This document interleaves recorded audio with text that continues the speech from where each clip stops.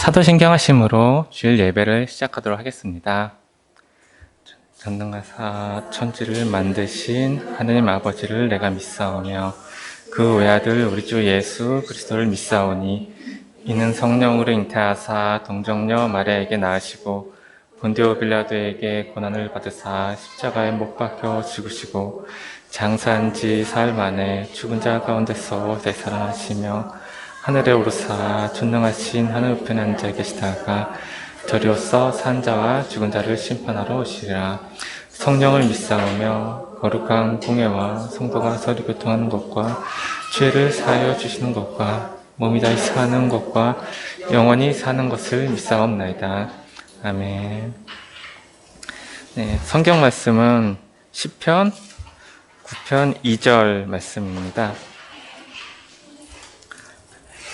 시편 9편 2절 말씀입니다.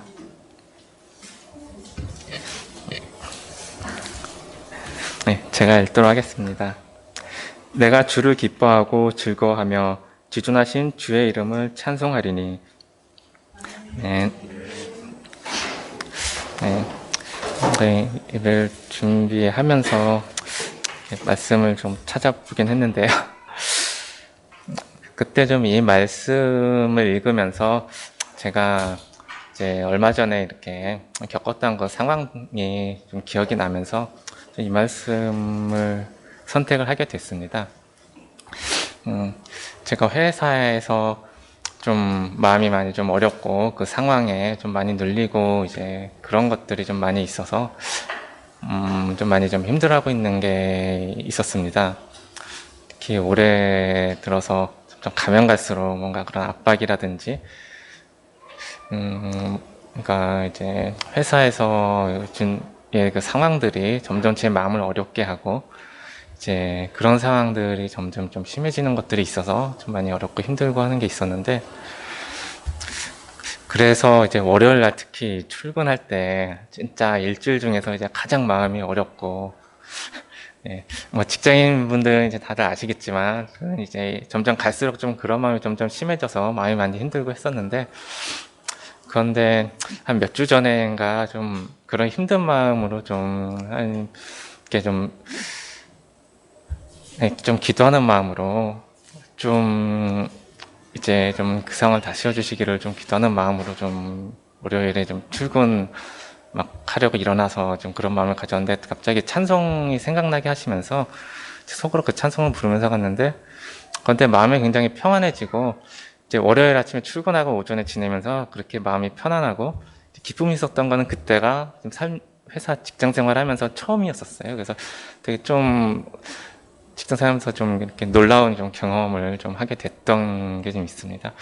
그러면서 좀 깨닫게 해주시는 게, 이제 뭐 그 회사보다 하나님께서 더 크시고, 이제 모든 그런 상황이나 그런 건 하나님의 그 주권 안에, 손 안에 다 달려 있다는 거를 좀 깨닫게 해주시는 좀 그런 시간이었던 것 같고, 좀 그거를 알게 하시려고 좀 그러한 좀 시간을 허락하신 것 같았습니다. 그래서 이번 주 중에 이제 고가 면담이 있었는데, 그때 저희 이제 부사장님께서 고가가 많이 꼬여있어서 앞으로 고생 좀 할 거라고 그리고 앞으로 그 복구하려면은 꽤 오래 걸릴 거고 그래도 될지 안 될지 잘 모르겠다고 하면서 좀 뭐랄까, 제가 좀 뭔가 조언을 좀 구했을 때 좀 제 입장에서는 좀 마음 어려울 수 있는 그런 좀 말씀하셨는데, 근데 그 말 좀 얘기를 듣고 왔는데, 다른 때 같으면은 그때는 그날 하루 일도 손에 안 잡히고 그게 꽤 오랫동안 이제 마음 어렵게 하고 갔을 텐데, 이제 마음은 이렇게 막 생각처럼 어렵진 않고 그냥 좀 덤덤하고 그런가 보다 하면서 네, 이게 마음이 이렇게 생각처럼 어렵지가 좀 않더라고요. 좀 그럴까 생각해 봤는데, 좀 뭔가 하나님의 그 주권 아래 이제 그런 모든 게 있고, 하나님께서 날 보호해 주실 거다. 내가 하나님 앞에 내가 올바로 서 있게 하나님께서 날 보호해 주실 거다. 그리고 그동안 보호해 주시고 인도해 주셨던 것들이 또 기억나면서 좀 마음에 좀 담대함으로 좀 마음을 지킬 수 있었던 그런 좀 시간이었던 것 같습니다. 그래서 이 시간 좀 기도하고자 하는 거는 그 상황이나 이제 모든 조건들에 휘둘리거나 이렇게 마음이 어렵고 할 때가 좀 많이 있습니다. 그 후에도 좀 그런 때가 저도 있었지만 그나마 그 전보다는 좀 그 마음을 좀 지키는 게 좀 더 수월하고 그랬었습니다. 그래서 그런 경험들이 하나님께서 그렇게 도와주시고 알게 하시는 것들이 나를 조금 더 강건케 할 수 있고 좀 하나님을 좀 더 의지하고 마음을 좀 잘 지킬 수 있게 주는 것 같습니다. 그래서 그 삶 가운데 좀 그러한 이제 경험들이 좀 더 많아질 수 있도록 좀 하나님 의지하고 좀 기도로 마음을 지키면서 갈 수 있게 해달라고, 그러한 도우심들이 삶 가운데서 점점 많아질 수 있게 해달라고, 그리고 또 이 시간 예배 가운데 나올 때 하나님을 기뻐하며 즐거워하며 찬송하는 이제 그런 마음을 회복시켜 주시고 그런 마음으로 시간 예배 가운데로 나올 수 있게 해달라고 이렇게 같이 기도했으면 좋겠습니다. 사랑의 주님, 주님께서 베풀어 주신 은혜에 감사를 드립니다. 아버지, 제가 주님의 은혜가 있어야 그 은혜가 가운데서 온전히 살아갈 수 있음을 아버지 고백합니다. 세상 그 무엇도 아버지 제 마음의 어려움과 제 마음의 목마름과 제 마음의 공허함을 갈증을 채울 수 없습니다. 오직 주님만이, 주님의 은혜와 주님께서 주시는 아버지 그 생명만이 채울 수 있음을 제가 고백합니다. 아버지 그것을 경험했습니다. 주님의 보호하심과 주님의 도우심을 아버지 경험했습니다. 아버지 그것이 나를 살게 하고 내 영혼을 살게 하고 제 삶을 아름답게 함을 아버지 제가 고백합니다. 아버지 제 삶이 아버지 그런 아름다운 삶 가운데로 주님께서 인도해 주시는, 주님께서 함께 해주시는 그런 삶 가운데로 앞에 더 나가길 원합니다. 저를 붙잡아 주시옵시고 마음을 넓고 새롭게 해 주시옵시고 더 강건케 인도해 주시옵소서.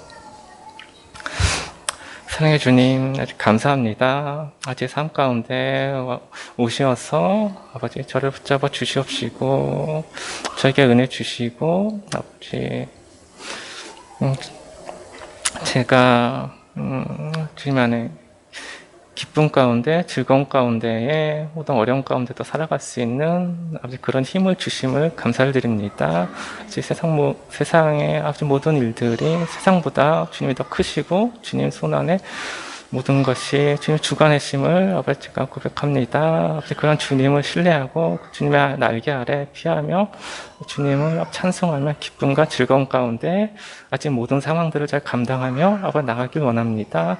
주님의 그 사랑 안에, 주님의 은혜 안에, 기쁨 안에 항상 거할 수 있도록 담대하게 인도하여 주시옵소서. 주님 의지합니다. 거룩한 주 예수 그리스도 이름으로 기도드렸습니다. 아멘.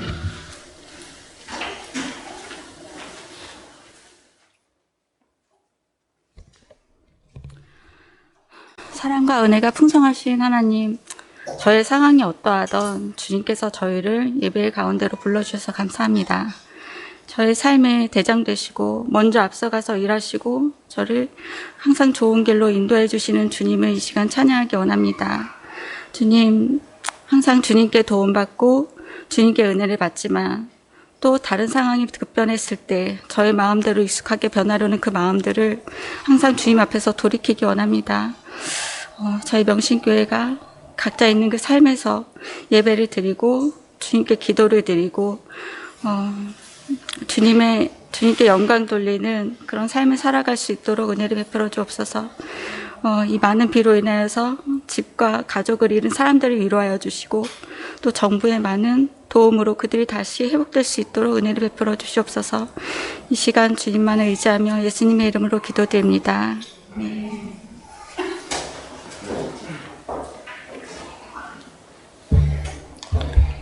네, 성경 말씀 사무엘상 8장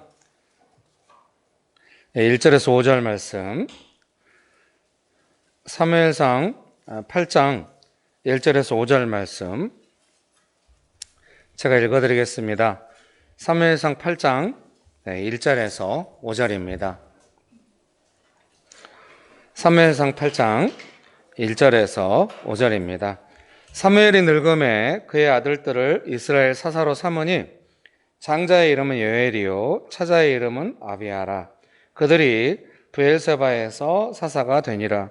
그의 아들들이 자기 아버지의 행위를 따르지 아니하고 이익을 따라 뇌물을 받고 판결을 곱게 하니라. 이스라엘 모든 장로가 모여 라마에 있는 사무엘에게 나아가서 그에게 이르되 보소서 당신은 늙고 당신의 아들들은 당신의 행위를 따르지 아니하니 모든 나라와 같이 우리에게 왕을 세워 우리를 다스리게 하소서 한지라. 아멘. 좋으신 예수님, 오늘도 우리가 교회로 모여 예배드릴 수 있도록 축복하여 주셔서 감사합니다. 지금 나라에 비가 많이 와서 고통을 겪고 있는 사람들을 주님 보호하시고 위로하시고 은혜를 베풀어 주시옵소서. 주님, 오늘 우리 예배를 받아주셔서 감사합니다. 예수님의 이름으로 기도합니다. 아멘. 예, 아까 제가 이제 예배 준비하면서 말씀드렸던 것처럼 저는 개인적으로 그냥 교회에 막 광고하고 그런 건 아닙니다만 개인적으로 오늘은 방역에 대해서 다시 한번 좀 생각을 집중하고 고민하는 날로 삼아야겠다 해서 이 마스크를 선물해 주신 집사님이 이제 보통 제가 이렇게 코까지는 잘 안 막고 하는데 이게 좀 편하더라고요. 이렇게 좀 해서 지금 코에서 좀 내려오고 있어요. 말을 하니까. 근데 코까지 막고 장갑도 잘 끼고 해서 방역을 다시 한번 우리가 너무 느슨해지고 이제 일상이 되니까 좀 방역이 조금 느슨해질까 걱정이 되기도 하고 물론 이제 우리 구조 자체는 테이블에 가족별로 앉고 또 한 테이블에 두 분씩만 앉고 환기가 다 4면으로 안 되죠. 3면은 다 환기가 되고 있는 상태고 에어컨 틀고 이러면서 예배를 드려서 또 장갑도 끼고 잘하고 있습니다만은 좌우간 개인적으로는 더 기도하고 느슨해지지 말아야겠다 생각하고 했는데 부작용이 있네요. 이렇게 자꾸 안경에 김이 서려요. 이렇게 해가지고 지금 뿌옇게 아주 은혜스러운 상태네요. 여러분의 얼굴들이 다 아름답게 보여요. 이렇게 그리고 그래서 안경을 벗고 하려고 해봤으나 말씀이 자꾸 겹쳐 보여가지고 너무 불편해서 어쩔 수 없이 이런 상태로 하게 되었습니다. 양해를 부탁드립니다. 오늘 본문에 사무엘의 아들들이 이제 이스라엘의 사사 지도자가 되었는데 좀 뇌물을 받고 이제 판결을 굽게 했다. 뇌물을 준 사람들의 이익에 맞는 판결을 하고 이랬나 보죠. 그래서 이제 그런 문제가 발생한 겁니다. 그러니까 이제 이스라엘의 모든 장로가 모여서 사무엘을 찾아가서 말하는 거죠. 왕을 세웁시다. 당신의 아들들은 당신처럼 그렇게 하나님 경외함으로 정직하게 안 합니다. 왕을 세웁시다. 이렇게 이제 요청을 하는 겁니다.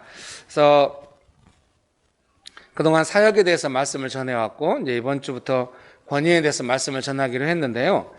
그래서 이제 우리를 포함해서 모든 사람들이 어떤 권위 문제, 권력 문제, 어떤 이런 권위 문제에 관심을 갖게 될 때는 이렇게 뭔가 지도자들이 잘못할 때인 것 같아요.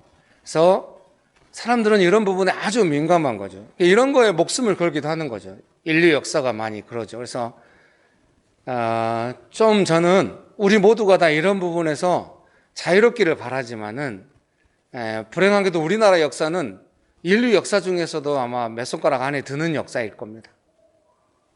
그건 아닌 걸로.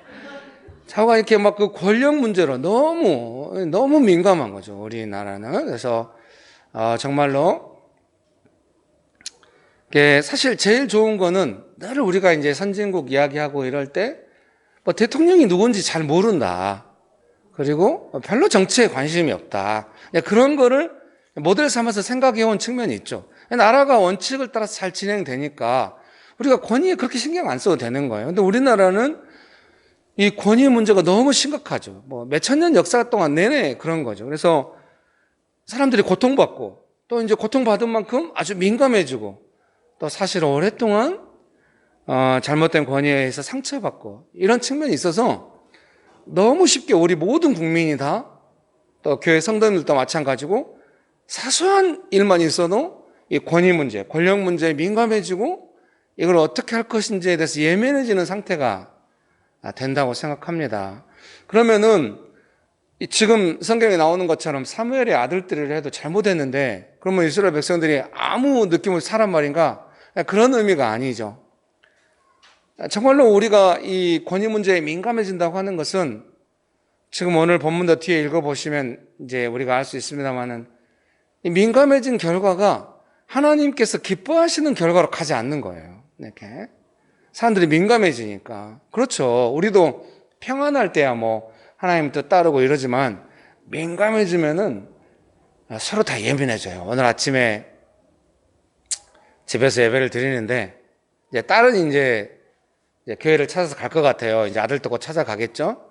근데 우리 다 민감했죠. 오늘따라 셋째가 평상시에 조용히 앉아 있었는데 오늘따라 막 예배 드리지 말라고 막 제 입 막고 막 의자에서 내려와가지고 제 뒤에 등 잡고 막 흔들고 막 그러니까 이제 우리 아들, 딸들 다 민감해지고 이제 아들을 외면하면서 셋째를 외면하면서 이렇게 하고 이제 민감해지고 약간 이런. 근데 평상시에 셋째가 그렇게 하는 거 민감하지 않았는데 오늘따라 좀 민감해지니까 어때요? 뭐 서로 뭔 말을 하는지 애매하고 저는 최대한 부드럽게 따뜻하게 하긴 했지만은 조금 그런 거죠. 그러니까 권위에 민감해져 있으면 뭔 말을 해도 신뢰가 안 되는 거. 더 세밀하게 정직해야 되고 해야 되는데 그런 거에는 한계가 있죠. 왜? 의심하니까. 의심에는 뭐 어떻게 해야 안 되죠. 의심을 안 해야 이게 우리나라는 뭐 당연히 권위를 의심하죠. 권력을 의심하고. 우리 집사님 한 분이 관공서에서 일하시는데 선배가 그랬다는 거예요. 우리가 사람들의 말을 믿으려면 왜 우리가 여기 있냐? 세금 관련 일을 하시는데 그래서 업무를 마치고 나면 은퇴할 때쯤 막 산속에 들어가서 계시고 그런데요. 사는 내내 의심해야 되는 거 직업이라. 그렇죠. 의심할 수 있습니다. 언론 같은데. 권위를 의심하고 정직하게 하고. 근데 우리 모든 국민이 의심 상태에서 예민하게 지켜보고 있다. 그것은 평강은 아닌 것입니다. 근데 그것이 꼭 나라의 권력에 대해서만 그러냐? 가정 안에서도 마찬가지입니다. 뭐 조금만 이상하면은 금방 상처받을 준비가 되어 있는 거죠. 예민해지고. 교회 안에서도 마찬가지고. 그런 거죠. 이런 거에 대해서 좀 고민이 됩니다. 지도자들의 잘못이죠. 사람들이 이렇게 권위에 대해서 민감하게 만드는 것은 저도 교회 목사로서 얼마나 잘하고 있는지 걱정입니다만은 여러분께 더욱 그래서 저는 지금 이 시대의 지도자들의 책무 중에 하나는 뭐냐면 계속해서 의도를 설명하는 것이라고 생각합니다. 사람들로 하여금 짐작과 추측하지 않게 계속해서 의도를 설명하고 투명하게 하는 것이 필요한데 제가 해보니까 그렇게 해도 민감해지고 의심하고 이런 것까지 바꿀 수는 없는 것 같아요. 그래 이제 뭐 네 의도를 듣고 상황을 보니까 그건 아닌 것 같네. 이렇게 끝나는 정도로는 안 돼요. 왜냐하면 언제든지 또 의심은 올라오고 민감해지고 이러니까요. 그래서 우리 안에 정말로 우리가 기준이 성경적인 기준을 따라 사고 싶다고 한다면은 권위에 민감한 어떤 그런 나의 마음들에 대해서 돌아볼 필요가 있다. 그리고 그런 것에 너무 민감하면은 내가 어떻게 이것을 해야 할지 스스로 잘 고민하고 이럴 필요가 있겠다는 생각이 듭니다. 여러분 그런 은혜가 있게 되시기를 주의 이름으로 축복합니다. 네. 그래서 또 한 가지 생각하는 거는 사무엘처럼 그 위대한 지도자, 하나님의 사람이라 할지라도 그의 자녀들은 이렇게 판결을 굽게 하고 뇌물을 받고 이럴 수 있다는 생각이 듭니다. 그래서 좀 그런 생각이 들어요. 이스라엘처럼 하나님의 뜻을 따른 국가하고 또 왕을 세우고 이렇게 해도 우리가 이스라엘의 역사를 보면 성경을 통해서 보면 알지만 그것이 오래 가지 못합니다. 그래서 중세 때도 마찬가지고 마치 신정국가처럼 교회가 막 주도적으로 해서 중세 시대가 진행됐지만 결과가 다 별로인 것입니다. 그래서 하나님 나라의 어떤 그 역사하시는 방식에 대해서 고민하게 됩니다. 우리가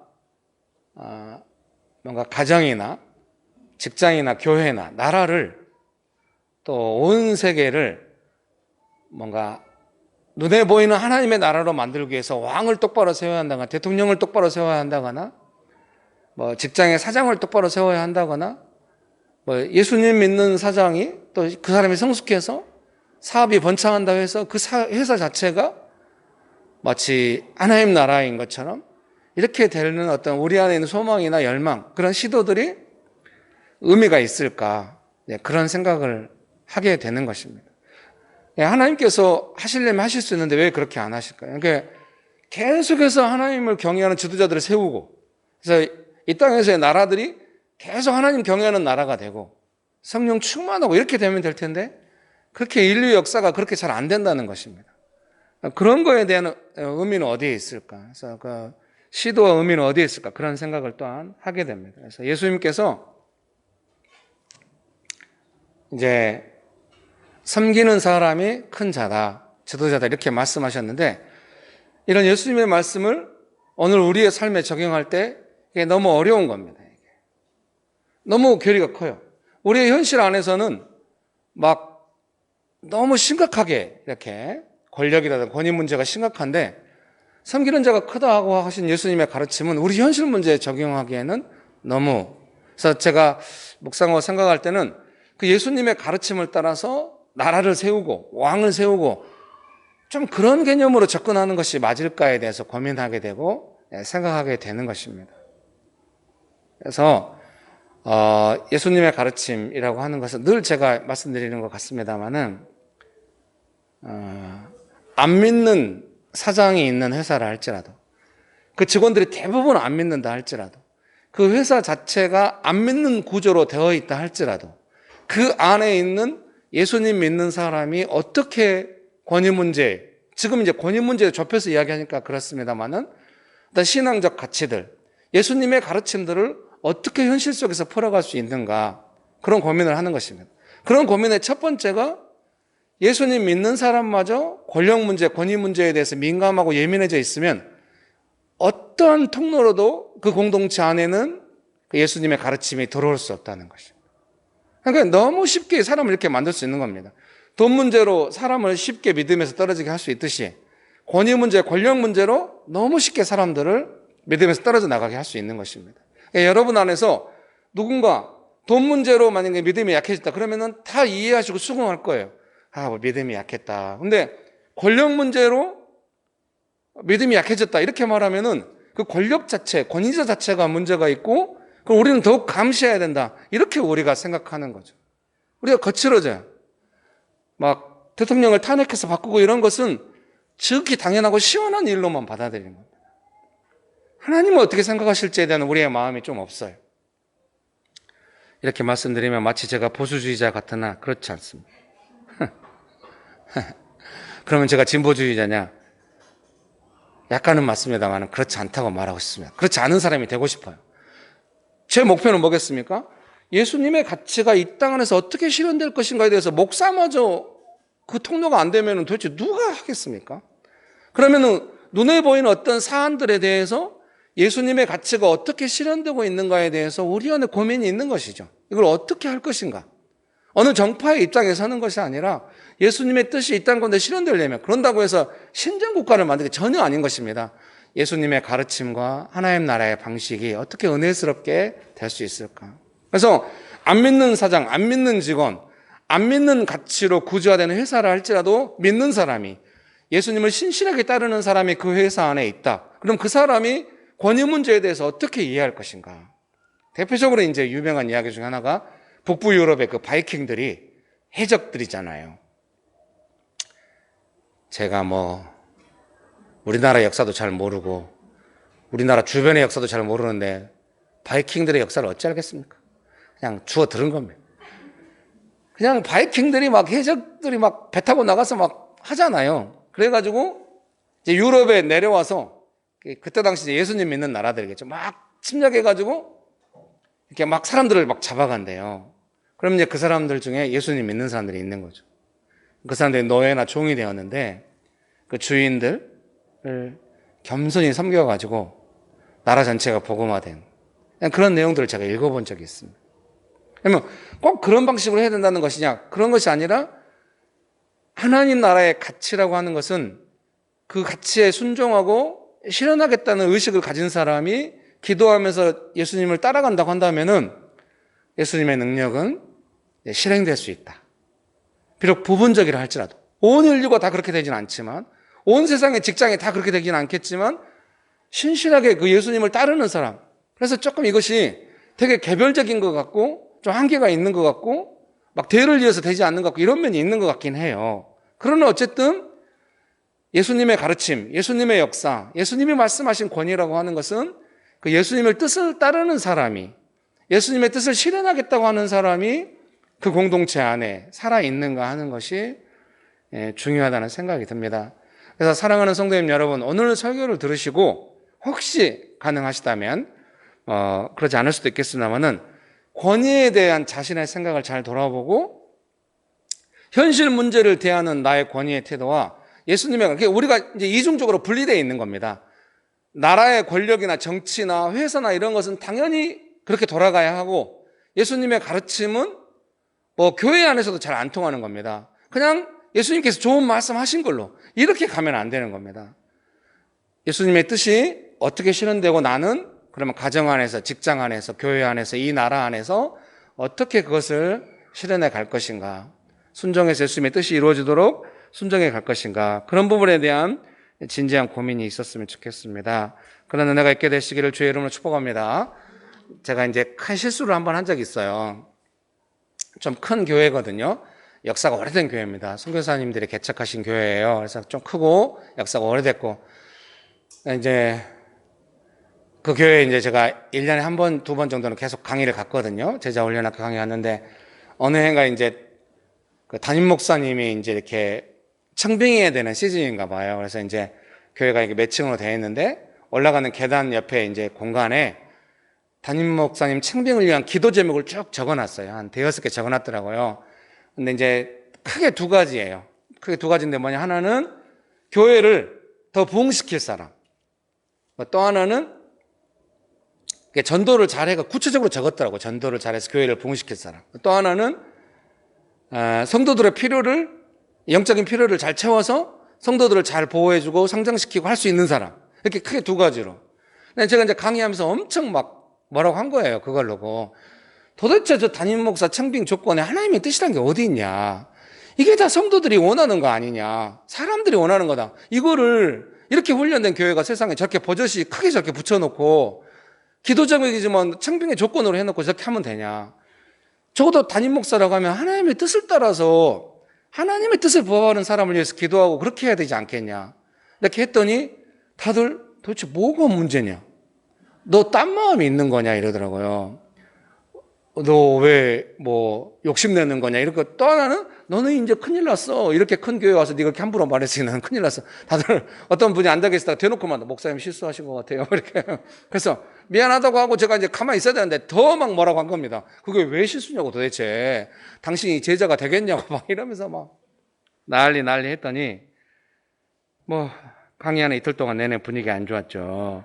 교회 장로님들 오셔가지고 뒤에 앉아 계시고 막 이렇게 되더라고요. 그분들도 다 제자 훈련 학교 하셨죠. 하신 분들이 왔죠. 근데 한쪽으로는 듣긴 들어도 이게 뭐가 문제인지는 못 느끼고 있는 것 같더라고요. 이게 우리 안에는 그 정도 된 거예요. 교회 담임 목사를 청빙하고 리더십을 세울 때도 우리의 요구를 해결해 줄 사람을 올리고, 이것이 뭐가 문제인지 잘 모르는 거예요. 세상에서 그렇게 하니까. 어떤 교회가 하나님의 뜻을 따라, 이 사람이 하나님께서 원하시는 사람입니다. 하나님의 뜻을 우리 교회에 실현시킬 사람입니다. 그러니 이 사람을 담임 목사로 세웁시다. 이런 교회는 뭐 보기 힘든 것이죠. 그래서 저는 오늘 명심교회 안에 그런 도전을 하고 싶은 것이죠. 권위나 권력에 대해서 예수님의 가르침이 내 일상 속에서 얼마나 생각 속에서 도전받고 하고 있는가. 그리고 악한 원수가 만약에 명심교회를 권위를 통해서 흔든다. 순간 분열하게 하고 권위를 의심하게 하고 할 때, 그때 나는 어떤 식으로 반응하고 있는가에 대해서 잘 돌아보시기를 바랍니다. 익숙하게 분열하고 익숙하게 권위자 탓이고 뭐 이렇게 해서 권위자를 교체해야 되고, 교체하지 못하면 내가 떠나고, 이것이 권위에 대한 우리의 태도인가, 예수님께서 그렇게 가르치셨는가를 생각하게 되고, 적어도 명심교회 안에서는 그러지 않았으면 좋겠다.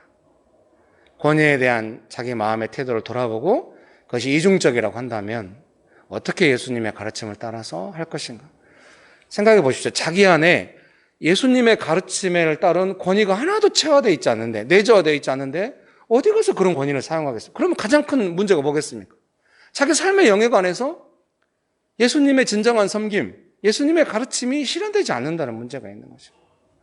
솔직히 말해서 교회가 뭐 얼마나 투명한 권위를 어떻게 있다고 하는 것이 내 인생을 결정하지는 않잖아요. 근데 가정 안에서, 직장 안에서 내 안에 예수님의 가르침이 실현되지 않고 있다. 그럼 여러분이 젊으신 분들 말하니까 부모님을 향하여 늘 잘못된 권위라고 판단만 하고 쉽게 부모님을 향해서 마음 떠나고 이렇게 가면 되겠습니까?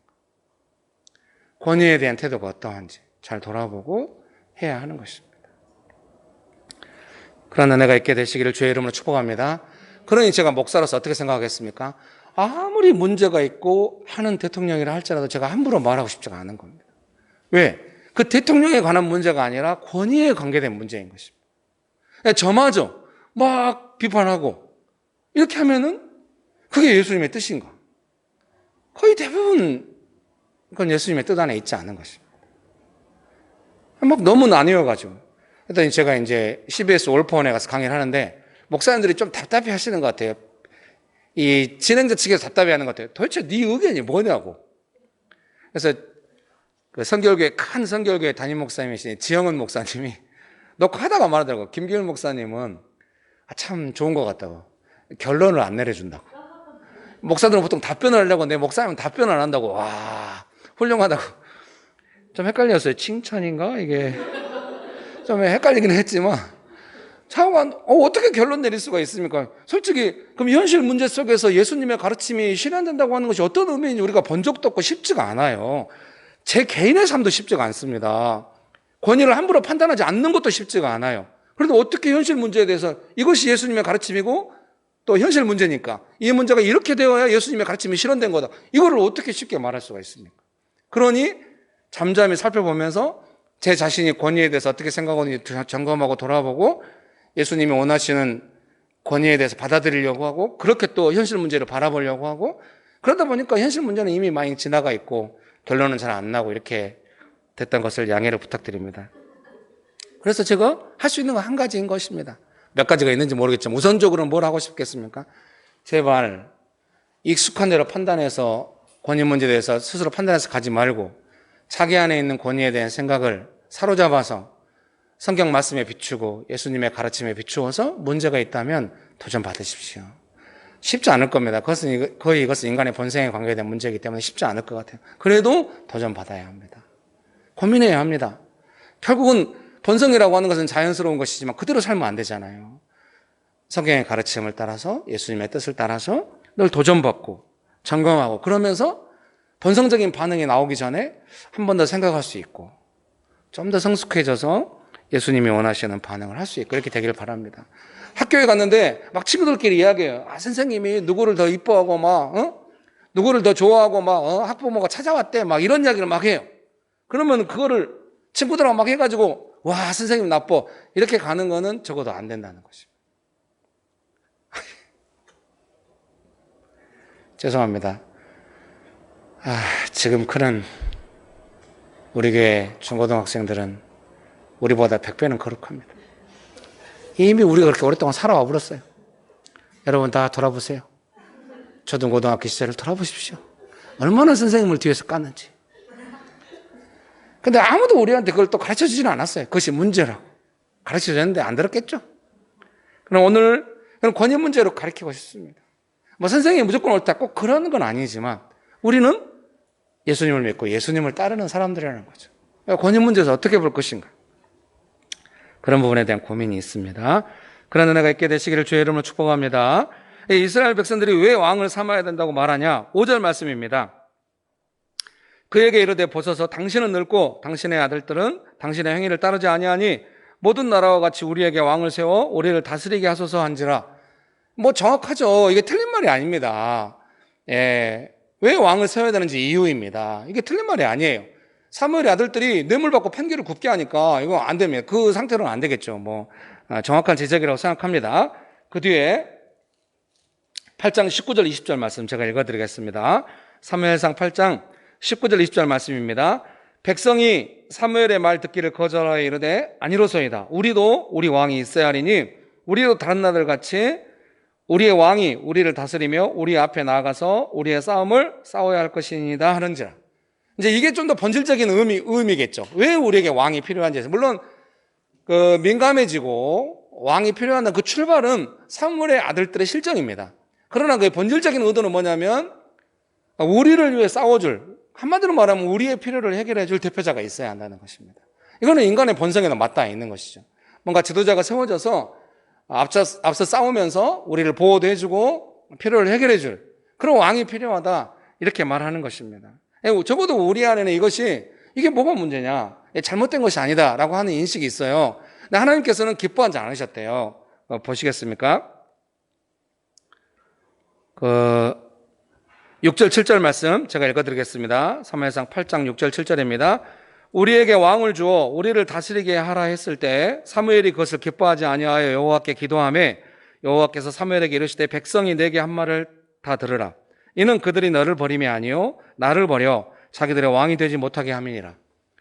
그래서 사무엘이 안 기뻐했대요. 여러분 이때 오해하면 안 돼요. 와, 사무엘이 자기 자식들이 저렇게 문제가 있는데도 왕을 세우라는 요구를 안 기뻐하는구나, 독재자가 아니냐. 여러분, 그건 너무 여러분의 상처에서 나온 반응이에요. 다들 표정이 우리가 어제 그렇게 반응했다고 그래. 맞아요. 저의 상처에서 나온 반응이네요. 사랑하는 성도님 여러분, 사무엘이 기뻐하지 않다는 그 정도로만 해석하잖아요. 또 하나님께서 왕을 요구하는 걸 보고 하나님을 버렸다, 이렇게 표현하는 것에 대해서 너무 과하거나 내가 볼 때는 문제가 없는데 왜 하나님은 그렇게 말씀하실까, 이렇게 생각하시면 안 돼요. 그 의도가 뭐냐면요, 그 뒤에 보시겠습니다. 거기 보면 16절에 그가 또 너희의 노비와 가장 아름다운 소년과 나귀들을 끌어다가 자기 일을 시킬 것이며 너희 양떼의 10분의 1을 거두어 가느니 너희가 그의 종이 될 것이라. 그 날에는 너희는 너희가 택한 왕으로 말미암아 부르짖되 그 날에 여호와께서 너희에게 응답하지 아니하시리라 하니. 하나님께서 슬퍼하시고 기뻐하지 않으신 이유는 뭐냐면, 하나님을 버렸다고 생각한 이유는 뭐냐면, 이스라엘 백성들이 왕을 세운다고 하는 것이 훨씬 많은 어떤 문제를 이스라엘 백성들에게 일으킬 것을 하나님께서 아시는 겁니다. 왕이라고 하는 것이 이스라엘 백성들은 좋은 의도만 생각하고 왕을 세워서 우리의 필요를 해결할 수 있을 거다, 이 부분만 생각하고 있는데, 하나님께서 그 왕이 세워지면 너희의 소득을 가져가고 너희로 하여금 왕의 밭을 갈게 하고, 이런 어떤 그 국가 권력이라고 하는 어떻게 보면 약간 폭력적 장치가 세워질 것에 대한 하나님의 근심이 있다고 봐야겠죠. 어떤 것이 이스라엘 백성들을 더 위해서 필요한 것인지를 알지만 이스라엘 백성들은 이 말을 받아들이지 않죠. 사랑하는 성도님 여러분, 하나님께서 근심하시고 이렇게 하신 이유는 그것이 이제 그런 문제를 일으키고, 그래서 이렇게 해가지고 누가 세워집니까? 하나님께서 사무엘을 통하여 사울 왕을 세우시는 겁니다. 그래서 사울 왕이 왕이 됐다고 하는 거 하나님께서 선택하셨죠. 훌륭합니다. 그 과정은 되게 드라마틱해요. 우리도 오디션에서 누가 뽑히면 되게 드라마틱하잖아요. 오늘 설교 안 받아주는 거예요? 저도 이렇게 따뜻하게 하고 싶었는데 잘 안 되네요. 네, 축복합니다. 그래서 이제 사울 왕이 뽑힌 거는 되게 드라마틱해요. 또 되게 드라마틱하잖아, 이야기가. 왜냐면은 막 숨어 있고 나는 왕감이 아니라고 이러고 왕으로 뽑히고 뽑혀나오고 봤더니 사람이 너무 훤칠해. 그리고 이제 비극적인 결말도 우리가 알고 있는데요. 너무 드라마야. 근데 제가 생각할 때 이 사울 왕이 왕으로 뽑힐 때 그 안에 내재된 문제가 두 가지가 있다는 생각이 듭니다. 하나는 그 이스라엘 백성들의 필요와 요구가 있는 거예요. 그 왕이라고 하는 거에는 누가 되든지 상관없이. 또 하나 내재된 문제는 뭐냐면, 왕은 그 필요를 해결해 줄지 모르지만 압제할 가망이 있다는 거예요. 백성들. 이 두 가지가 이 왕이라고 하는 권위를 세우는 것에 있어서 문제. 하나님께서는 누가 왕이 되냐 안 되냐, 사무엘 아들들이 뭐가 문제냐, 그런 것도 근심을 하시겠죠. 생각하실 겁니다. 그러나 하나님께서 보다 본질적으로 관심 있는 것은 이런 부분이 아닐까 싶어요. 하나님께서 사무엘을 통해 말씀하신 게 뭐냐면, 왕이라고 하는 것은 너희를 압제할 거다, 그것이 걱정이다, 이렇게 말씀하시는 거죠. 백성들은 아니다, 우리는 우리의 필요를 해결하겠다, 왕을 세워서. 이런 어떤 그 백성들의 필요와 그 압제라고 하는 그 구조적인 문제가 이 안에는 있는 것이죠. 그래도 하나님께서는 이스라엘 백성들의 요구를 받아주시고 축복하시고 그 안에서 또 하나님의 뜻을 실현할 만한 사람들을 세우셔서 이끌어 가시는 것을 보게 됩니다. 그러니까 이스라엘 백성들은 결국 원하는 게 뭐겠습니까?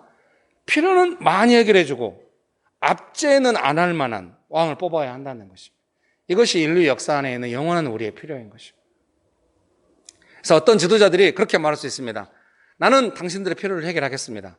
그러나 압제하지는 않겠습니다. 그러면은 트럼프 같이 되는 거예요. 미안합니다. 만만한 게 미국 대통령이라고. 지금 방위비 때문에 우리나라 국민 모두가 다 트럼프를 부담스러워해요. 얼른 바뀌기를, 11월이 빨리 오기를, 그래서 방위비가 낮춰지기를 간절히 생각하고 있어요. 그래서 만만하죠. 국내 누구 지도자 그러면은 목회가 흔들릴 거예요, 여러분. 여러분 의견이 다 다르시기 때문에 저는 그걸 존중합니다. 늘 진심으로 존중합니다, 여러분. 그 하나님 나라의 방식이라는 게 현실 정치 문제, 이거 그런 문제 가끔 제가 의사표시 할 때가 있습니다. 인스타에. 제 개인 인스타에. 여러분 축복합니다. 그래서 이제 백성들이 원하잖아요. 트럼프 대통령 원하듯이 미국 주류 사회는 백인들인데 그 백인들 중에 경제적으로 좀 어려운 사람들이 트럼프를 강력히 지지한다고 해요. 트럼프가 일자리를 해결하겠다고 하니까. 그러니까 사람들은 거죠. 트럼프가 그 해결을 해주면 좋겠고 그렇게 나갔으면 좋겠다. 그런데 필연적으로 압제가 나오는 거예요. 이건 구조적인 거예요. 필요를 해결하고 압제가 있고. 이것은 구조적인 것입니다. 그래서 우리 안에 예수님의 가르침에 대해서 다시 한번 생각할 필요가 있습니다. 여러분, 우리 한 사람 한 사람은 소중해요. 왜? 기도하고 예수님께서 그 한 사람의 기도를 따라서 역사하시기 때문에 한 사람 한 사람이 그 필요에 동화돼가지고 빨리 우리가 원하는 지도자를 세우라거나 아니면 뭐 어떻게 하라거나 이렇게 가버리면은 그 예수님의 가르침이나 예수님의 역사하심, 하늘나라의 그 좋은 것들이 이 땅 가운데 나의 삶의 영역안에 실현되는데 한계가 있게 되는 것이죠. 여러분 믿습니까? 특히 교회 안에서, 가정 안에서, 직장 안에서 한계가 있게 되는 것입니다. 어떤 사람이 예수님의 가르침을 이 영역에는 생각도 안 하고 그냥 세상의 가르침을 따라서 익숙한 대로 막 하고 이렇게 하면은 예수님의 가르침이 실현되지 않는다고 하는 것은 뭐겠습니까? 나도 예수님께서 가르쳐 주시고 역사하신 그 권위로부터 보호를 받지 못하겠네. 나도 막 휩쓸려 가는 거. 당연히 공동체도 어려워지겠죠. 건강한 권위라고 하는 것이 얼마나 소중한지 여러분 아실 겁니다. 제가 목사로서 얼마나 잘하고 있는지 모르겠어요. 남의 것을 탐하지 않고 막 제 일을 위해서 여러분 막 부르거나 이러지 않고 그 민주적인 지도자들이라 할지라도 제가 참 그 글을 잘 썼다는 생각을 했어요. 뭔가 문제가 있는 지도자 아닐까요? 제가 우리 교회의 사역 구조에 대해서 설명한 글을 밴드에도 올렸던 걸 기억하시죠?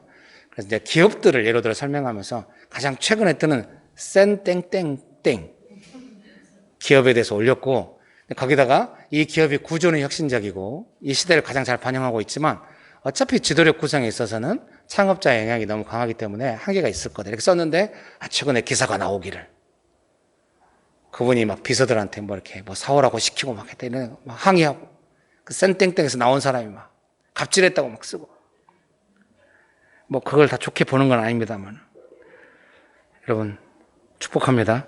그래서 오늘 설교의 결론을 어떻게 맺을 건가? 사랑하는 성도님 여러분, 가정 안에서, 직장 안에서, 교회 안에서 예수님의 뜻이 실현되도록 우리가 사람이니까 한계가 있고 언제든지 필요 해결과 그 압제 사이에서 이렇게 하겠지만 그 압제라고 하는 게 결국 뭐겠습니까? 더욱 지도자가 자기 몫을 챙기기 위해서 압제하는 것이죠. 그런 것이 없을 수는 없겠죠. 늘 좀 시달리겠지만 그런 걸 이겨내면서 믿음으로 예수님의 뜻이 실현되게 하고 그러니까 조심해야 하는 겁니다. 그 필요와 압제를 따라서 얼마든지 그 성경적 기준이 흔들리는 거예요. 내 마음 안에서부터. 그럼 순식간 우리는 분열하면서 권위를 그런 식으로 바라보기 시작하는 거예요. 그렇게 바라보게 만들어서는 안 되는 거죠. 우리가 권위를 다 바꿀 수 없고 뭐 권위자를 다 어떻게 할 수는 없겠지만 적어도 나는 예수님의 가르침을 따라서 어떻게 할 것인지를 잘 생각하고 돌아보고 해야겠죠. 실현되면 어떻겠습니까? 가정 안에서 권위가 있어가지고 예수님의 방식을 따라서 된다. 그러면 필요를 해결하는 과정이 아니라 뭔가 압제하는 어떤 그런, 가정은 압제하는 느낌이 다르겠죠. 그런 과정이 아니라 어떻게 되겠습니까? 이렇게 멤버십들의 필요를 해결하거나 리더의 필요를 해결하는 그런 과정이 아니라 꼭 이렇게만 보니까 좀 그러네요. 축복합니다. 예, 제가 이제 저희 조카가 매달 저를 후원해 주거든요. 예, 설교가 잘 안 풀리면 예를 들어도 이게 지금 어느 논리에 맞는지는 알 수가 없어요. 그러나 영상을 보면 다를 거라 믿고 이렇게 헤맬수록 영상은 더 따뜻하니까요. 이제 조카가 매달 저를 후원해 주거든요. 근데 어느 날 잠깐 만나자고 하는 거예요. 뭐 줄 게 있다고. 그래서 나는 차가 없어서 뭐 큰 걸 주면 못 들고 간다. 이렇게 설레발 칠 필요는 없는데 우리 조카가 늘 저한테 잘해주니까 잠깐 만나줘요. 이제 분당에 살거든요. 야탐역에. 그래서 잠깐 한 20분 만났어요. 제가 이제 교회 청소를 다 마치고 이제 만나러 갔습니다. 오후 늦게 한 5시쯤 만나기로 했거든요. 만나러 갔는데 삼촌 줄 게 있어 하고 주는데 그게 뭐냐면 땅 문서를 주는 거예요. 형님이 이제 땅을 사서 한 몇백 평 사서 집을 짓고 어머님 거기 계시거든요. 근데 이제 그게 몇십 년 전이 한 30년 전이니까요. 지금 이제 가격이 많이 올랐겠죠. 그래서 그 땅 문서를 형님이 몸이 불편하시고 좀 말이 어눌하신데도 핸드폰에 아마 제 이름을 딱 찍었나 봐요. 김길이 갖다 주라고 했대요. 큰딸한테. 조카가 저한테 주는 거예요. 눈물이 나더라고요. 막 울었더니 조카가 왜 울어? 하면서 저를 이렇게. 왜 눈물이 나냐면요. 물론 나이 50이 넘으니까 갱년기가 와서 눈물이 난 것 같아요. 왜 눈물이 나냐면 형님은 형수님과 자기 아들을 못 믿는다는 거예요. 이거를 저를 되게 미워하고 했거든요. 근데 우리 조카가 하는 말이 자기를 아빠가 제일 사랑한 줄 알았는데 삼촌을 제일 사랑했나 봐요. 땅 문서가 저한테 왔으니까. 슬프죠? 아들과 아내를 못 믿고. 저한테 보내겠다. 근데 형이 몸이 불편해도 역시 형은 형이더라고요. 형의 생각은 뭐냐면 어머니가 살아계시고 누나가 이제 가끔, 물론 이제 지금도 잠깐 떠나 계세요. 어머니 말씀은 너희 누나가 네가 보낸 돈 들고 떠나버렸어. 이렇게 말을 해요. 내가 엄마 누나가 없는 동안에 잘 쉬어. 푹 쉬어 엄마. 계속 담양군 날씨 확인하면서 여차하면 담양에 가려고 하는데 이제 다행히 비가 안 와가지고 네가 기도하고 여기가 하나님께서 주신 곳이라 물도 안 줘. 옆에 하천이 흐르거든요. 밑에 마을은 하천에 물 줬대요. 여기는 물도 안 준다고. 누나가 가서 지붕도 좀 손보고 집을 다 고쳤거든. 비도 안 샌다고. 왜 그런 말을 안 할까? 제가 누나한테 연락 안 해서 나중에 하려고 이제 엄마 위로하고 이렇게 했거든요. 근데 제 마음 안에 형은 팔아볼지 모른다고 생각하는 것 같아요. 형이 세상을 떠나면 이 문서를 팔아버린다. 그러면은 어머니를 모시든지 제가 이제 또 더 책임을 져야겠죠. 이렇게 할 텐데 형은 그걸 걱정하는 것 같아요. 역시 형답죠. 그래서 조카 말로는 형이 이걸 저한테 줌으로써 그동안 나한테 미안했던 거, 엄마 자기가 모신다고 한 살이라도 젊을 때 자기를 위해 돈 벌어주라고 자기가 모시겠다 데려가 놓고 책임 안 지고 방치한 거, 이런 모든 거를 이 문서 한 방으로 해결하고. 한 방이란 말은 제가 쓴 말입니다. 아빠는 이렇게 하고 떳떳하게 아버지, 할아버지 만나러 가고 싶어 하는 것 같다고 이렇게 저한테 이야기하는데 눈물이 났죠. 제가 말했죠. 이건 받을 수 없다고. 네가 갖고 있으라고. 나 팔지 않을 거지? 갖고 있어라. 이건 받을 수는 없다. 가족이 더 분열이 심해지지 않겠냐. 형수님하고 그 아들이 어떻게 생각하겠니? 이건 절대 안 된다. 네가 갖고 있어라. 네, 알았어 삼촌 하고 이제 기도해주고 제가 집으로 왔습니다. 축복합니다. 제 마음에 아쉽습니다. 그 땅 문서로 대출받아서 교회를 확장시킬 절호의 교회였는데 참, 좀 잘 안 돼요. 여러분. 어떻게 말씀드리겠습니까? 제가 이제 모든 선한 싸움 다 막 믿음으로 감당하고 했더니 이제 마음지막 남은 유혹이 돈에 관한 유혹이 아닌가 싶어요. 세상에 말하는 게 앞으로 큰 돈들이 저한테 올 것 같아요. 여러분, 제가 이런 지하에 거절할 수 있도록 기도 부탁드립니다. 그러나 혹시 광염교회에서 재정을 지원하기 때문에 받으려고 해요. 10년 전에 명동으로 나올 때 5천만 원 지원해 주겠다고 했어요. 이제 분당에서도 우리가 한 3천만 원 헌금했고 광염께서 2천만 원 정도 지원해서 예배당이 생겼는데 아무것도 안 받고 몸만 나온 거예요. 그래서 광님께서 5천만 원 지원해 주겠다 했는데 제가 우리는 지금 여기다 예배당 세울 건 아니고 동아리반 같이 이렇게 사무실이 필요했는데 사무실로는 지원하지 않아가지고 어느덧 10년이 지났어요. 그래서 사무실 얻을 때 몇 년 전에 한 번 더 요청했는데 그때도 안 됐어요. 근데 지금 이제 간판 걸고 교회잖아요. 제가 요청했거든. 5천만 원 지원할 필요는 없다고 한 2천만 원만 지원하라고. 근데 제가 또 좀 입이 싸잖아요. 다시는 연락 안 하겠다고 말했어요. 축복합니다. 혹시 그 광님께서 지원 온 걸 또 제가 거절 안 하고 받는 것을 또 판단하지 마시라고. 지원 안 할 겁니다. 근데 여러분 균형을 잡으라고요. 우리 집에서도 힘들더라고요. 그 화장실을 3명이 너무 습도가 높으니까 이렇게 환풍기 트는 데도 한계가 있어요. 뭐 곰팡이 피고 이래요. 막 곰팡이 닦고 좀 문을 열어놔야 한다 했더니 환풍기가 약간 고장날지도 문 열어놨더니 중간이 없어요. 이게 딸 방이 열려있을 때는 좀 닫고 환풍기 틀고 딸 방이 문 닫아있으면 환풍기 문 열어놓고 환풍기 틀고 이렇게 하면 좋은데 이제 항상 환풍기 안 틀어요. 이제 중간이 없어. 사랑하는 성도님 여러분, 재정을 거절하거나 이렇게 한다 해도 그것이 뭐 다 거절하겠다, 뭐 청정결백을 했다 이런 개념이 아니라 하나님의 뜻을 따라서 이제 은혜로 할 것입니다. 성도님 여러분, 여러분이 저에 대해서 판단하실 수 있습니다. 김규일 목사가 판단이 나쁜 게 아니죠. 평가하실 수 있습니다. 김규일 목사는 어떤 권위자인가, 어떤 권위를 사용하려고 하는가에 대해서 평가하실 수 있습니다. 그리고 또한 그에 못지않게 여러분 자신이 권위에 대해서 어떻게 생각하시는가 생각할 수 있습니다.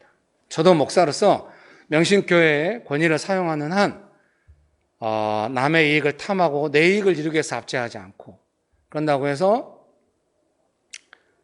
성도님들이 필요와 요구를 따라서 지도자로 세워지거나 그러지 않고 하나님의 뜻이 실현되고 모든 성도님들이 예수님의 가르침을 따라 살아가도록 돕고 싶습니다. 사랑하는 성도님 여러분도 권위에 대한 자기 인식을 돌아보고 어떻게 할 건지 잘 점검해 보시면 좋겠습니다. 그런 은혜가 있게 되시기를 주의 이름으로 축복합니다. 축복합니다. 네.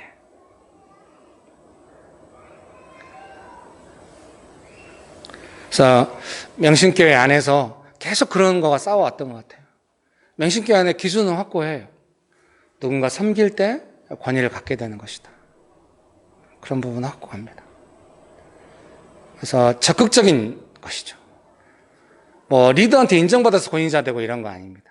본인이 예수님의 뜻을 따라 섬길 때 권위를 갖고 사람들을 섬기면서 해갔어요.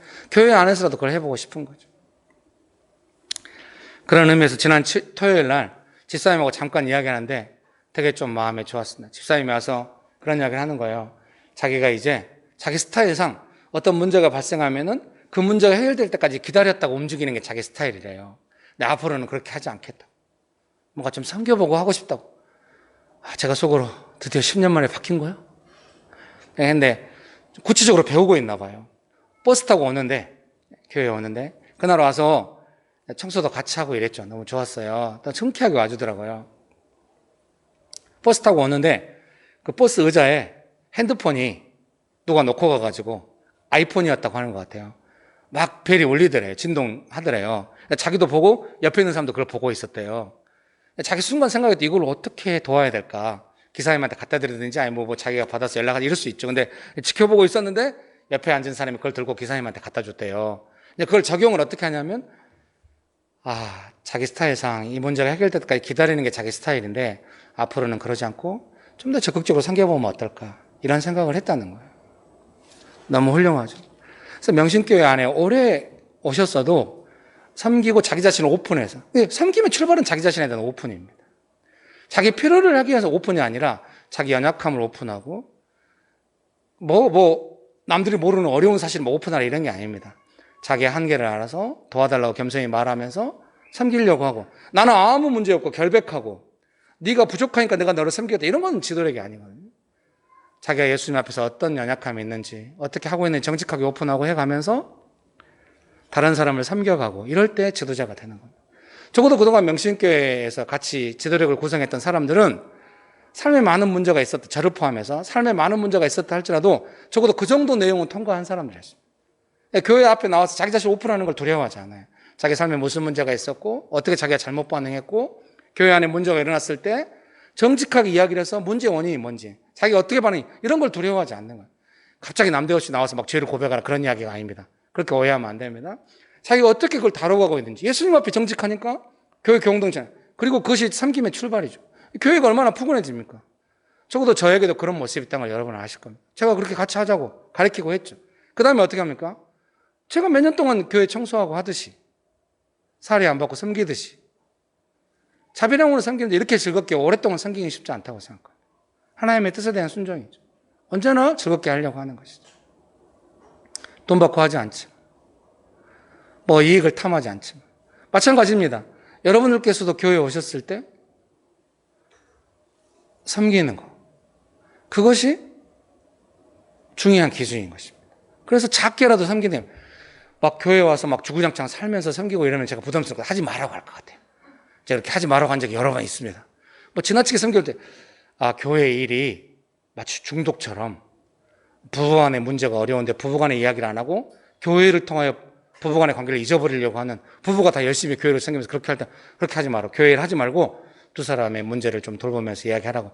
지금 같으면 그렇게 안 할 것 같아요. 잘했어. 계속 교회 섬겨. 그러면서 부부간의 문제를 해결해. 이렇게 했을 것 같아요. 그다음에 제가 너무 젊어가지고 이것은 원칙이 아니에요. 하지 마. 돌아봐. 앞으로는 안 그러려고. 계속해.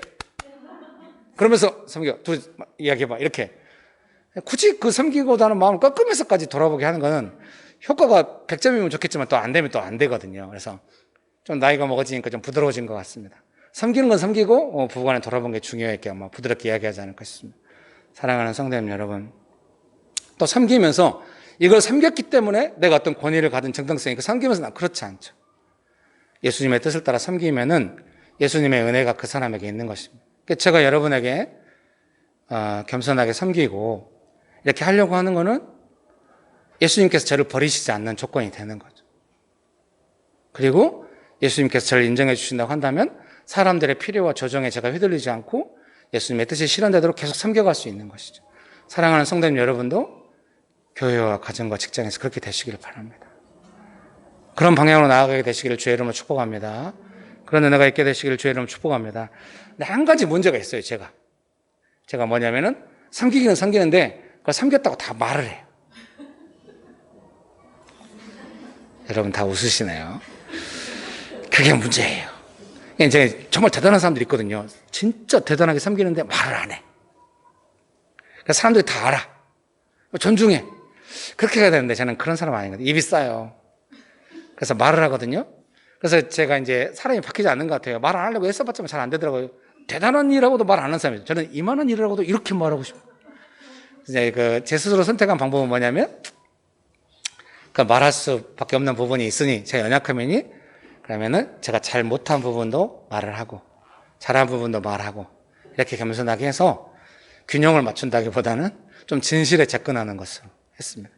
사랑하는 성도님 여러분, 어차피 교회가 작고 이러니 여러분이 섬긴다고 한다면은 모를 수가 없습니다. 그러나 명신교회 안에서 자기 자신을 오픈해서 겸손하게 훈련받으면서 사람을 섬기지 않았는데 뭔가 권위를 갖거나 그런 일은 없습니다. 또한 섬김이 권위를 갖는 근거가 되거나 그런 일도 아마 없을 것입니다. 언제나 예수님께서 그 사람을 쓰실 때, 그래서 교회 온 지 얼마 안 되신 분들 할지라도 예수님 앞에 배운 것이 있으면 교회를 섬기도록 막 기회를 주려고 하는 것이 제가 이렇게 마음먹은 것입니다. 근데 교회에 오래 계셔도 계속 뭔가 그 권위 문제에 대해서 걸림이 있어가지고 계속 자기 자신의 어떤 세상적인 관점으로 권위를 구조를 파악하면서 하려고 하는 것은 제가 받아들이고 싶지 않은 것입니다.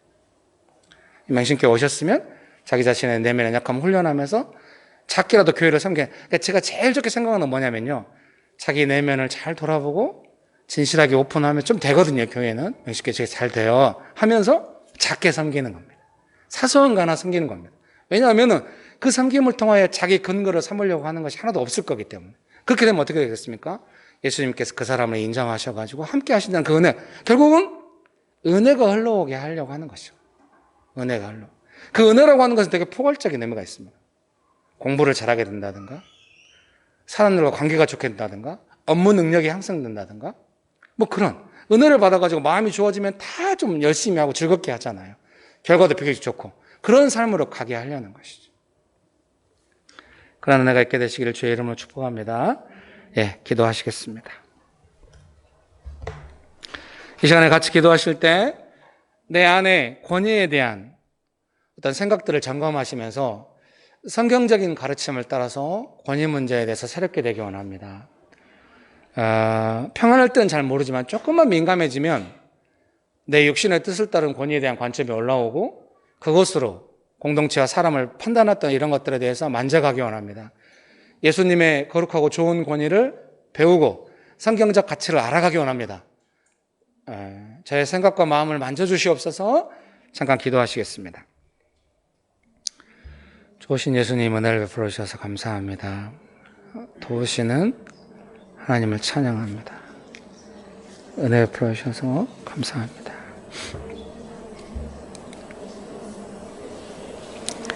하나님만을 간절히 의지합니다.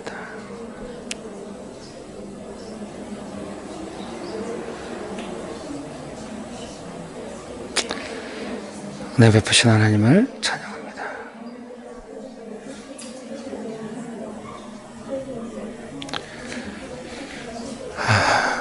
한 가지 더 기도하실 때는요, 예를 들면은 그 필요와 압제에 대해서 이야기를 했는데요, 백성들이 사무엘을 향하여 어떻게 생각할지, 사울을 향하여 어떻게 생각할지 고민이 되는 것이죠. 사무엘이 하나님의 뜻을 실현하려고 할 때 사람들의 어떤 그 왕처럼 하나님께서 걱정하신 것처럼 자기의 필요를 해결하기 위해서 백성들을 압제한 것이 아닌데도 사람들이 자기의 필요와 요구를 사무엘이 해결해 주지 않을 때 사무엘이 압제하는 사람처럼 이렇게 생각하고 할 수 있다는 것입니다. 또 한 가지, 사울 왕이 분명히 자기들을 압제하고 있음에도 불구하고 우리의 필요만 해결해 준다면 나는 기꺼이 종이 되리라. 이것은 성경의 가르침이 아닌 것입니다. 우리 안에 그런 마음들이 있을 수 있다는 생각이 듭니다. 우리의 본성과 어떤 그 본성을 따르는 행동들, 이거를 성경이 가르쳐주는, 하나님께서 근심하시고 걱정하시고 우리를 보호하고 싶어 하시는 관점이 우리 안에 보다 의미 있게 다가오기를 기도합니다. 사울이 압제하더라도 우리의 필요만 하겠다면 사울이 좋은 지도자고, 사무엘이 아무리 하나님의 뜻을 실현한다 할지라도 내 필요를 해결해 주지 않으면 사무엘은 압제자다. 이렇게 가는 것은 성경의 가르침이 아니고 하나님의 보호로부터 벗어나는 생각이지 않을까, 그런 걱정이 드는 것입니다. 우리의 마음을 다시 한번 성경의 기준을 따라 하나님의 근심과 걱정, 우리를 보호하시고자 하시는 하나님의 사랑의 기준을 따라서 마음이 자리 잡기 원하고 그런 관점으로 상황을 보고 나아가도록 기도할 필요가 있겠습니다. 기도하기 원하십니까? 기도하시겠습니다. 좋으신 아버지 하나님, 아버지 하나님께서는 저희를 보호하시고 싶어 하시고 저희가 그런 것을 잘 모르고 나의 필요를 해결하기 위해서 또는 압제를 기꺼이 받아들이면서라도 그렇게 가고 싶어하는 우리의 마음을 주님 돌아보게 하시고 우리를 보호하시고 자유롭게 하시고 하나님의 오늘을 우리를 하나님께서 주시는 좋은 권위로 우리를 이끌어가고 싶어 하시는 하나님의 뜻을 따라서 우리가 성경의 기준을 따라 정직하게 반응할 수 있도록 주여 우리의 마음의 밭을 새롭게 하시고 생각의 내용을 새롭게 하시고 진정하게 보호받고 사랑받는 것이 무엇인지, 그리고 진정한 압제는 무엇인지, 우리는 우리의 필요를 어떻게 권력적으로 해결하고 싶어하는 것인지를 볼 수 있게 도와주시고 생각이 깊어지게 하시고 하나님의 뜻이 이 땅에 실현될 때 좀 우리 각자 한 사람 한 사람이 정말 하나님의 뜻을 실현하는 통로가 되도록 우리 각 사람을 세워주시옵소서. 좋으신 예수님, 은혜를 베풀어 주셔서 감사합니다. 예수님의 이름으로 기도합니다. 아멘.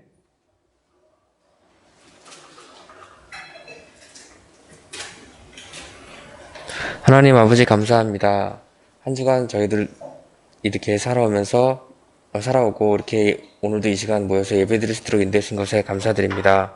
하나님 아버지, 저희들이 살아오면서 직장과 또는 사회와 또 저희들이 속해 있는 여러 상황 속에서 어떤 세상적 권위와 마주칠 때가 있습니다.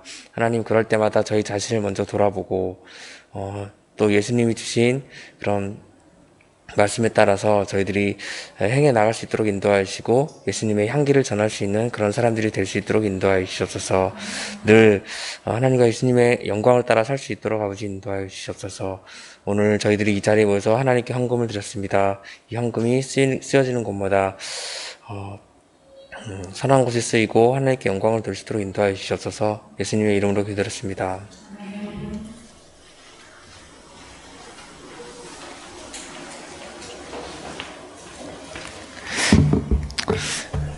명심께 오신 여러분 모두 축복합니다. 네. 네, 지난주 수요일부터 이제 수요 성경학교가 이제 시작이 되었습니다. 이제 총 4주 과정인데요. 수요일 7시 반에 이제 교회에서 있습니다. 그리고 이제 이번 주 이제 금요일 오전 10시 반부터 이제 금요 성경학교가 이제 개강을 할 예정에 있습니다.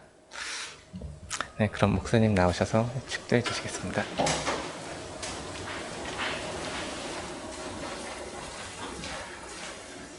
네. 보통 우리가 이제 수요 기도회는 도시에 나가서 명동과 신촌과 구로 디지털 단지에서 기도회를 하는데, 우리가 해년마다 여름 2달, 겨울 2달 정도는 너무 덥고 너무 춥기 때문에 야외에서 하지 않고 교회에서 이제 대신 성경 공부나 기도 학교, 기도 모임 이런 식으로 진행해 왔습니다. 근데 지금은 코비드19 상황이라서 성경 공부, 기도 학교는 지난달에 했고요. 이번 달에 이제 성경 학교를 하기로 했는데, 학교 형식으로 하기로 한 거는 삥 둘러 앉아서 성경 공부를 하는 게 아니라 지금 예배 드리는 것처럼 테이블에 이제 수요일이나 금요일은 사람이 더 적게 오시죠. 그러면은 한 분씩 앉으셔서 이제 나오셔서 나누고 또 제가 이제 하고 이렇게 하는 형식으로 하는 겁니다. 근데 이제 그 교재 자체는 우리가 이미 교회에서 오랫동안 써왔던 IVP 출판사에서 나온 주석입니다. 되게 좋은 주석이고요. 그래서 지난 수요일 날 했는데 성경 읽는 것도 막 앉은 자리에서 읽지 않고 앞에 나오셔서 한 단락씩 읽고 이렇게 해서 나누자고 했는데, 읽자마자 바로 나누니까 한계가 있더라고요. 그러겠죠. 어떤 천재도 읽자마자 바로 어떤 느낌이 나오고 막 성경이 분별이 되고 싶지는 않을 것 같아요. 김이 너무 세려가지고 안경이 잘 안 보이네요. 그래서 좀 힘든 것 같아요. 그래서 이제 돌아오는 수요일부터 또 이제 금요일 날 또 하기로 하겠는데, 형식을 조금 바꿔가지고요. 성경을 나와서 읽는 것은 똑같이 이제 한 번씩 돌아 나오셔서 읽되, 이제 제가 먼저 잠깐 나와가지고 이제 야고보서 2장을 이번 주에 하겠죠. 그래서 야고보서 2장에 대한 설명을 조금 하고 그 시간에 더 생각도 하시고 이러고, 그래서 제가 들어가고 나면은 또 한 번씩 나오셔서 야고보서 2장을 읽고 받은 마음이나 느낌을 돌아가면서 좀 나누시고, 그리고 나면은 이제 제가 또 나와서 같이 주석을 읽고, 주로 방식은 주석을 읽는 것 중에 특별히 좀 이 성경을 이해하는 데 의미가 있다 싶은 부분들을 제가 이제 골라서 그 부분 중에 같이 읽고 나누죠. 그러면은 또 이제 그걸 읽고 나서 또 한 번씩 나오셔서 주석을 읽은 내용 중에서 마음에 와닿는 걸 나누고 구체화되고, 그래서 지난 수요일 날은 야고보서 1장의 시험에 관한 내용이 많이 나오니까요. 근데 이 주석을 함께 읽고 이런 게 좋은 게 뭐냐면, 이 주석의 내용 안에는 야고보서가 경제적으로 어려운 사람들을 향한 내용이 있다. 수신자들이 경제적으로 어려움을 겪고 있는 사람들을 향한 것이다. 이런 의미가 있다고 하니까 그 시험의 내용도 주석에도 그렇게 써있기도 한데요.